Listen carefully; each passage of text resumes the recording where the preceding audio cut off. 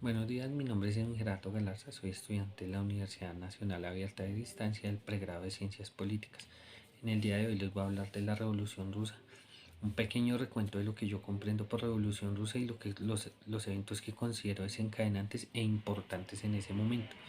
La Revolución Rusa se da en octubre de 1917, pero ya había creado sus bases en la Revolución de 1905, una revolución que se dio después de la pérdida militar de Rusia ante Japón, la cual ya fue un desencadenante en temas de huelgas, en problemas sociales, un evento como el Domingo Sangriento, donde salen manifestantes a protestar y a pedir mejores condiciones de vida, y se toma la decisión de asesinarlos el ejército con autorización del zar.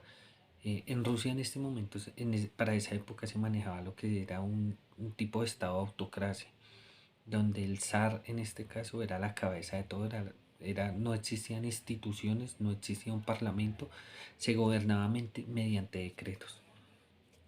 Se da el Domingo Sangriento y para mí un evento fundamental es la ruptura del ejército que se da allá, en esa época, no en 1917 sino en 1905, con la protesta del acorazado Potenkin, el cual los marineros se rebelan a los oficiales, y es allí donde literalmente se fragmenta el ejército.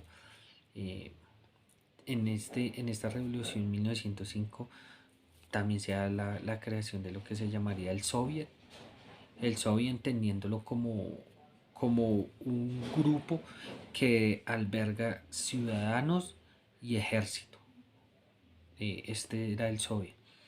De 1905 a 1914 se traslada uno durante esta época. En 1905 también se crea la Duma, se crea la Duma como una especie de parlamento, se crean algunos partidos políticos, pero los cuales no tenían la representación del pueblo ni contaban con el poder necesario para crear leyes y promulgar leyes. Todo el poder seguía recayendo sobre las manos del zar.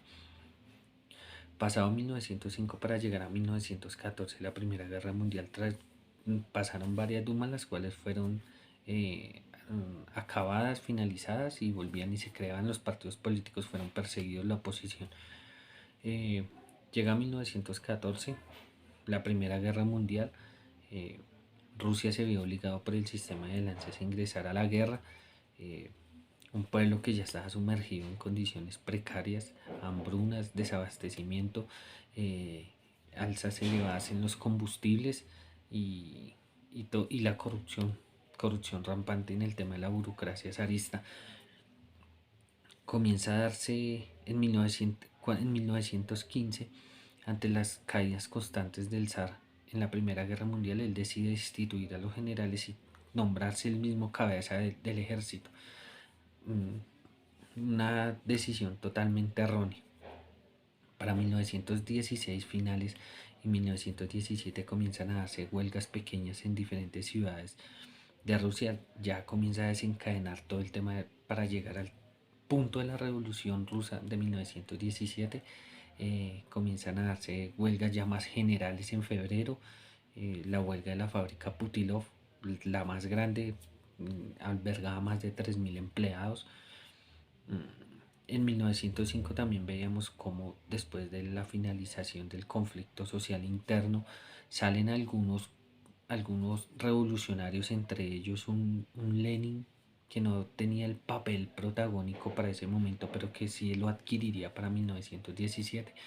Sale a estudiar, a prepararse, a tener el conocimiento de cómo ayudar y cómo solucionar este problema en su país, y que él consideraba que se podía hacer mediante las ideas marxistas y cómo llevarlas a cabo en Rusia.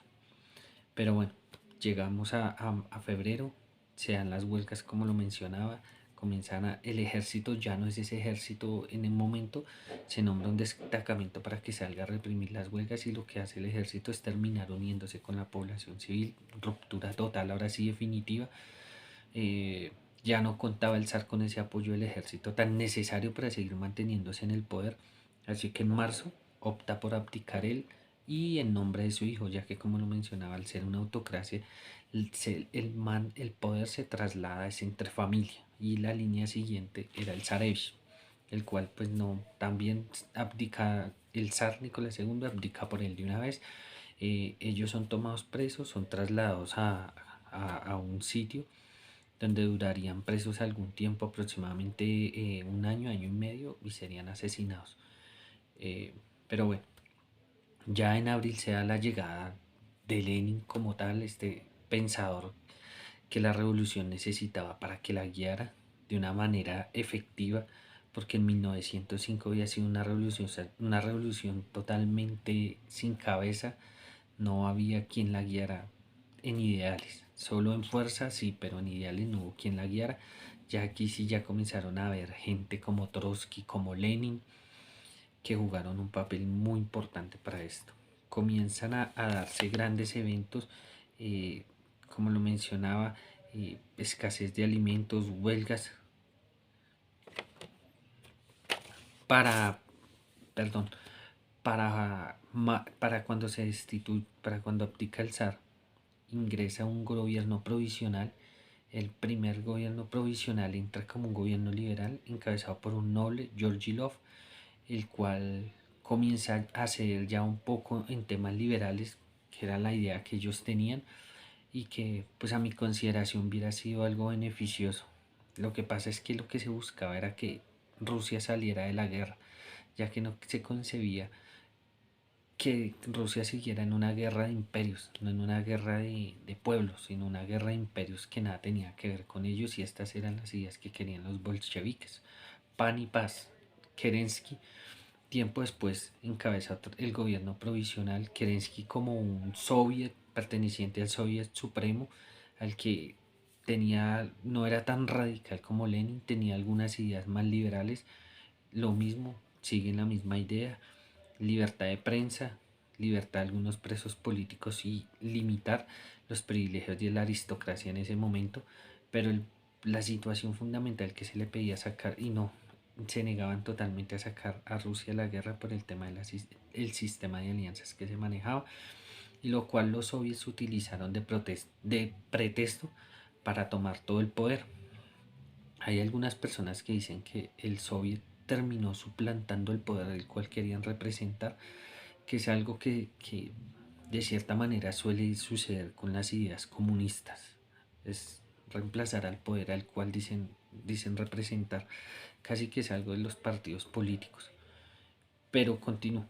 Ya con la llegada de abril, en junio, durante el gobierno de Kerensky se presentan algunas sublevaciones. Él debe recurrir al ejército para reprimirlo.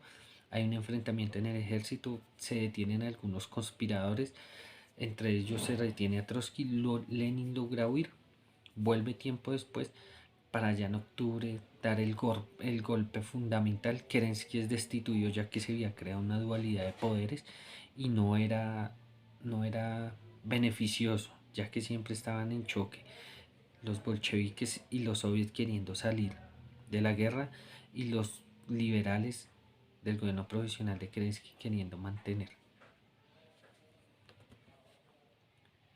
Luego de que se fragmenta al gobierno provisional y los soviets de Petrogrado, el soviet supremo de Petrogrado logra absorber todo el poder y tomar todo el poder, destituir al gobierno provisional con ideas liberales, toman el poder en cabeza de Lenin y León Trotsky, quien se vuelve el dirigente supremo del Ejército Rojo, el que él mismo se había encargado de crear.